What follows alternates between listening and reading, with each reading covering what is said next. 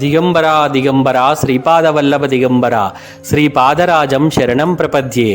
సంపూర్ణ శ్రీపాద శ్రీవల్లభ చరితామృతము అధ్యాయము 21. దండిస్వాములు కుక్కుటేశ్వరాలయమునకు వచ్చుట. పేజీ 213 నుండి. శ్రీ గణేశాయ నమః. శ్రీ సరస్వత్యై నమః. శ్రీ గురుభ్యో నమః. అరుంధతి వశిష్ఠుల సంబంధము. అరుంధతీ మాత చండాల వంశమునందు జన్మించనని వింటిని. అట్లయిన ఆమెను వశిష్ఠ మహర్షి ఎట్లు పెండ్లాడెనని నేను గురుచరణుని అడిగితిని. అప్పుడు గురుచరణుడు, పూర్వము వశిష్ఠుడు 1000 సంవత్సరములు తపమాచరించెను. ఆ సమయమున అక్షమాల అను ఒక చండాల కన్యక వశిష్ఠునకు తాను చేయుట కర్హమైనట్టి ఉపచారములను చేసెను. సంప్రీతుడైన ఆ మహర్షి ఆమెను వరమేదైనా కోరుకొనమనగా ఆమె వశిష్ఠుల వారినే భర్తగా కోరుకొనెను. నేను బ్రాహ్మణుడను, నీవు చండాల జాతి స్త్రీవి, మన ఇద్దరికి భార్యాభర్తల సంబంధము ఎట్లు యోగ్యమైనది అగును అని వశిష్ఠుడు ప్రశ్నించగా, వరమును కోరుకొమ్మంటివి, కోరి తిని, వరమిచ్చిన నిమ్ము, లేని ఎడల నేను మరలిపోవుటకు అనుజ్ఞ నిమ్ము అని ఆమె అనెను. వాగ్దోషమునకు భయపడిన ఆ మహర్షి, అట్లయినచో నీ దేహమును నా ఇష్టానుసారము చేసుకొనుట నీకు సమ్మతమేనా అని ఆమెను అడిగెను. ఆమె వల్లయనెను. ఆ మహర్షి ఆమెను భస్మముగా చేసి తిరిగి బ్రతికించెను. ఇట్లు 7 పర్యాయములు చేసెను. 7వ జన్మలో చండాల జాతి దోషమంతయును హరించుటచే ఆమె అత్యంత పరిశుద్ధురాలాయెను. అంతటా వశిష్ఠుడు ఆమెను వివాహమాడెను. తన భర్త చేయుచున్న కర్మలో ఇసుమంత పనిని కూడా వద్దని అడ్డుపెట్టలేదు గనుక ఆమె అరుంధతి అను పేరుతో ప్రసిద్ధి నొందెను. ఈ విషయమును ప్రసంగవశమున వశిష్ఠ గోత్రోద్భవులైన నరసింహవర్మతో శ్రీపాదులు సెలవిచ్చిరి. శూద్ర క్షేత్రమునందు బ్రాహ్మణుని వలన పుట్టిన వానికి 7వ జన్మలో ఉపనయనమును చేసి బ్రాహ్మణ జాతిలో కలుపుకొనవచ్చును. చతుర్వర్ణముల వారును వారి వారి గుణకర్మ విభాగములను అనుసరించి నడుచుకొనుట శ్రేయస్కరము. బ్రాహ్మణుడు తానాచరించేటి దుష్కర్మల వలన క్రమశః పతనము నుండి శూద్రుడవవచ్చును. శూద్రుడు సత్కర్మాచరణ వలన క్రమశః ఉన్నతిని పొంది బ్రాహ్మణుడవవచ్చును. అయితే దత్తప్రభువునందు అచంచల విశ్వాసమునుంచు వారు ఉన్నతమైన స్థితులను వారి యోగ్యతానుసారము శీఘ్రముగా పొందగలుగుదురు. తన భక్తుడు ఏ కులములో జన్మించినను, ఏ పరిస్థితులలో ఉండినను సుఖమయ జీవితమునకు కావలసిన ఆయుర ఆరోగ్య ఐశ్వర్యములను పొందునట్లు దత్తప్రభువు అనుగ్రహించగలరు. జన్మ జన్మల కర్మబంధములను తెగనరికి భక్తునికి ఉన్నత స్థితిని కలిగించుట శ్రీపాదుల వారికి సహజమైన లీల అని వివరించెను. దత్తభక్తులకు శ్రీపాదుల వారి అభయము. మేము శ్రీపాదుల వారి మహిమా విశేషములను పరస్పరము తెలియజేసుకొనుచు మాంచాల గ్రామమును చేరితిమి. మాంచాల గ్రామదేవత మాకు దివ్య దర్శనమిచ్చి మమ్ము తరింపజేసి తన దివ్య హస్తములతో మా చేత ప్రసాదమును తినిపించి, పూర్వము ప్రహ్లాదునకు గురుబోధ చేసిన దత్తాత్రేయుల వారే నేడు భూలోకమున శ్రీపాద శ్రీవల్లభ రూపముననున్నారు. శ్రీపాదుల వారి సంకల్పము అనూహ్యము. రాబోయే శతాబ్దములలో ప్రహ్లాదుడు గురు సార్వభౌముడుగా అవతరించుననియు, ఈ ప్రదేశము మంత్రాలయమని ప్రసిద్ధిగాంచుననియు శ్రీపాదుల వారే స్వయముగా నాతో చెప్పినారు. వారు ప్రతినిత్యము తుంగభద్రా జలమును స్వీకరించువారు. మీకు శుభము కలుగునుగాక అని చెప్పుచు ఆమె పూర్వరూపములోనికి మారిపోయినది. మేము అచ్చట నుండి కదలబోవు సమయములో కృష్ణదాసు అను మాలదాసరి ఒకడు వచ్చెను. మాంచాల గ్రామదేవత కృష్ణదాసునకు కూడా ప్రసాదము పెట్టి పుష్పమాలికను ఒకదానిని తన అనుగ్రహ సూచకముగా నిచ్చి కురుంగడ్డకు ప్రయాణము కావలసినదని చెప్పెను. మేము ముగ్గురము కురుంగడ్డకు ప్రయాణమైతిమి. దత్తభక్తులందరిది ఒకే కులము. వారికి దత్తప్రభువుల ప్రసాదము ఏ కులము వారు సమర్పించినను అది స్వీకరీయమైనదే. మాతో పాటు కృష్ణదాసు చేరికతో నూతనోత్సాహములు కలిగెను.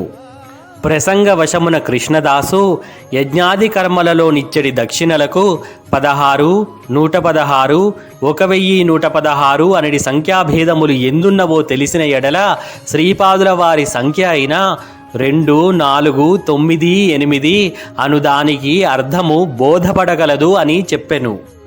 ఆత్మయందు జగత్తు ఎట్లు కలుగుచున్నదో అదే విధముగా తండ్రి నుండి బిడ్డలు పుట్టుచున్నారు. వివాహ సమయమందు వరుడు అగ్నిహోత్రుని ప్రార్థించుచు, ఓ అగ్నిహోత్రుడా, నీవు నాకు ఈ వధువునందు 10 మంది బిడ్డల వరకు కరనిమ్ము అనుచున్నాడు. 11వ కుమారుడు తానే అగుచున్నాడు. అనగా 10 మంది పిల్లల వరకు కనుట ధర్మసమ్మతమే. ఆ తరువాత తన భార్యను తల్లిగా భావింపవలెను. తండ్రిలో 10వ వంతు కుమారుడని తెలియవలెను. దశాంశ రూపులకు 10 మంది కలిసిన పూర్ణాంక రూపుడగు తండ్రి అగుచున్నాడు. శివుడు ఆత్మరూపుడగుటచే పరిపూర్ణుడు. కావున దశాంశల రూపుడు 16 దశాంశలను 10 సంఖ్యచే భాగించగా పూర్ణాంకము అనగా 1 అనునది శివ ప్రతీకముగా వచ్చును. శేషముగా 6 మిగులును. విష్ణువు మాయాస్వరూపము కలిగిన మూల ప్రకృతి రూపుడు. ప్రకృతి అనునది పురుషునిలో అర్ధభాగమే కదా. అందుచేత 10లో సగము 5 మనకు శేషముగా వచ్చిన 6ను 5చే భాగించగా విష్ణువు ప్రతీకముగా 1 పూర్ణాంకముగా వచ్చినది. అయితే శేషముగా 1 దశాంశ మిగిలినది. పురుష ప్రకృతులకు అనగా శివ విష్ణువులకు సంతాన రూపుడైన బ్రహ్మ వారిలో దశాంశ రూపుడగుటచే పైన శేషముగా మిగిలిన 1ని 1చే భాగించగా బ్రహ్మ ప్రతీకమగు 1 పూర్ణాంకము ఫలముగా వచ్చెను. శేషము ఏమీయును మిగులలేదు. పూర్ణము అనగా 0 అనునది నిర్గుణము కనుక అది రుద్రస్వరూపము. సమస్తమును లయించినప్పుడు మహాశూన్యమే కదా విద్యమానమగునది. మహాశూన్యమునందు మాత్రమే సమస్తమును లయించ సాధ్యమగును. అయితే విష్ణు స్వరూపము అనునది అనంతత్వ ధర్మమును కలిగియున్నది. సృష్టి యొక్క స్థితి స్వభావమునందు అనంతత్వము అనివార్యము. శ్రీపాదులు షోడశ కళా ప్రపూర్ణులు. నాయనా శంకరభట్టు, ఒక వస్తువును అసంఖ్యాకములు అయిన ముక్కలుగా విభజించినప్పుడు ఒక్కొక్క శకలము శూన్యమే కదా అగునది. ఇటువంటి శూన్యములు అనంతములుగా చేరినప్పుడే గదా పరిమితమైన ఆకారము కలుగునది. అందువలన శివకేశవులిరువురును అభిన్నులని ఎరుగుము.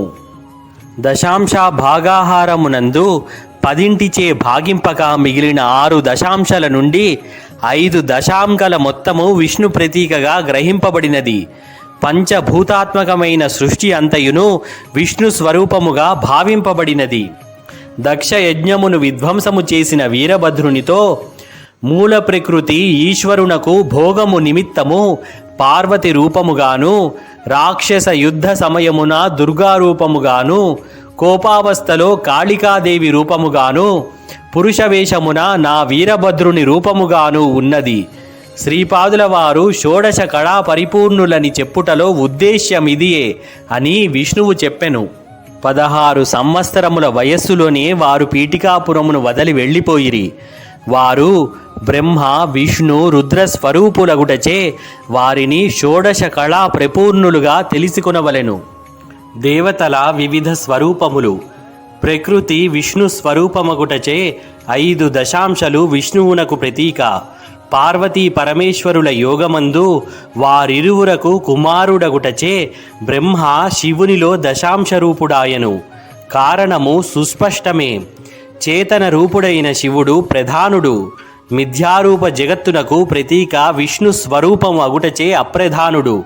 అందువలన శివునిలో బ్రహ్మ దశాంశ రూపుడు. ఇట్టి దశాంశ రూప బ్రహ్మకు ఏకాంకము ప్రతీకము.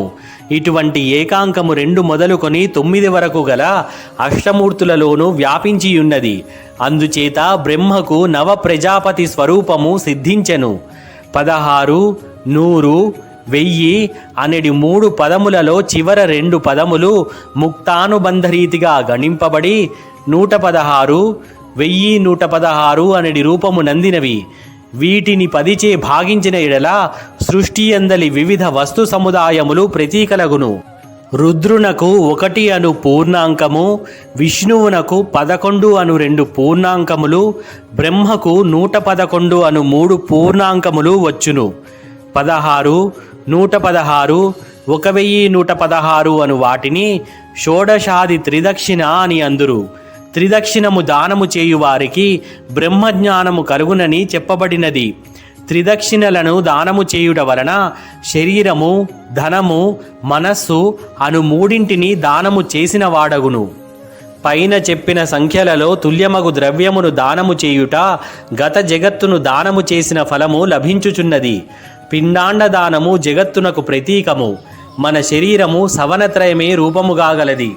ప్రాతఃసవనము, మాధ్యందిన సవనము, తృతీయ సవనము అనునది గాయత్రి, త్రిష్టుప్, జగతి, ఛంద సంబంధమైన వర్ణములు.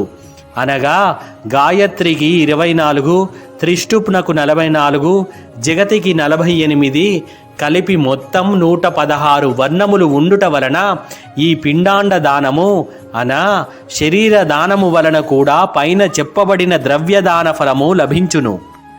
సావిత్రి కాటక చయన ఫలితమే శ్రీపాదుల అవతారము.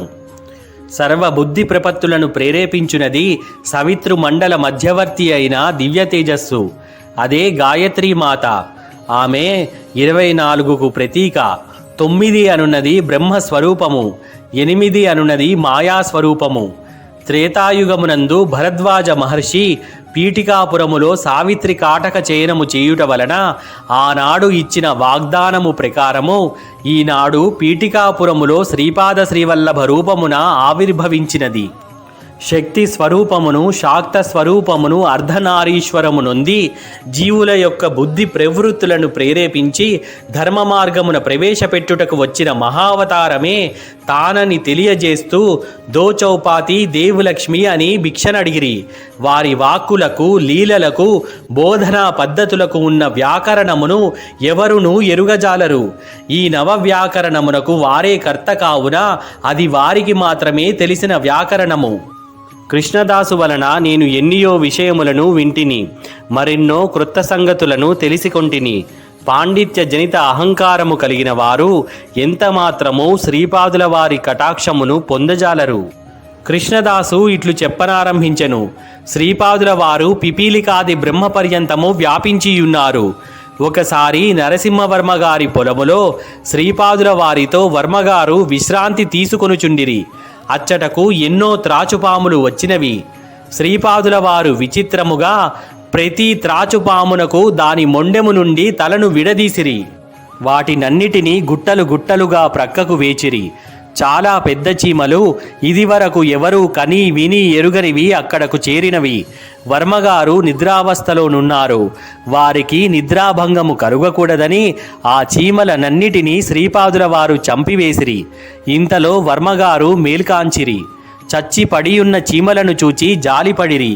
శ్రీపాదుల వారు చిరునవ్వుతో ఇట్లనిరి: రాజు తన సేవకుని రక్షించి తీరవలెను. ఇది ప్రకృతిలోని నియమము. ఈ విచిత్ర పిపీలికములకు వింతరాజు ఒకడున్నాడు. వాడు త్వరలోనే వచ్చుచున్నాడు, చూడమనిరి. ఇంతలో వింతకాంతులతో పెద్ద తెల్లటి చీమ ఒకటి వచ్చినది. అది ఆ చీమలన్నింటికీ ప్రదక్షిణము చేసినది. వెంటనే ఆ చీమలన్నీయును బ్రతికినవి.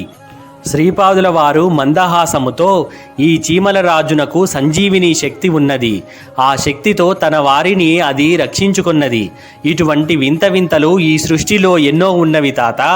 నీవు కోరితే ప్రతి క్షణము ఈ రకమైన లీలలను ఎన్నైనా చూపగలను అనిరి. ఇంతలో నరసింహవర్మ గారు చచ్చిపడి ఉన్న నాగుబాములను చూసి ఆశ్చర్యము నొందిరి. ఇది కూడా శ్రీపాదుల వారి పనేనని గమనించిరి. అంతటా శ్రీపాదుల వారు ఒక నాగుబాము మొండెమునకు వేరొక నాగుబాము తలను చేర్చి తమ దివ్యహస్తముతో నిమిరిరి. వెంటనే అవి పునరుజ్జీవితమై శ్రీపాదుల వారికి ప్రదక్షిణము చేసి వెడలిపోయినవి. ఆ నాగుబాములు ఎందుకు వచ్చినవో, వాటిని శ్రీపాదుల వారు ఎందుకు అట్లు చేసిరో ఎవరికెరుక. ఈ విషయమును నేను శ్రీపాదుల వారిని అడిగినప్పుడు ఇట్లనిరి: రాహుగ్రహ బలం చాలనప్పుడు జీవులకు అన్ని పనులలోనూ ఆటంకములు ఎదురయ్యి కొండ చిలువ బంధములలో ఉన్నట్లు అనుభవమగును. దీనినే కొంతమంది కాలసర్పయోగమందురు. రాహువు సర్పములకు అధిదేవత. ఆ రకములైన ఆటంకములను కలుగజేయు సర్పములు మన కళ్ళకి కనిపించని స్థితులలో ఎక్కడో ఉన్నవి.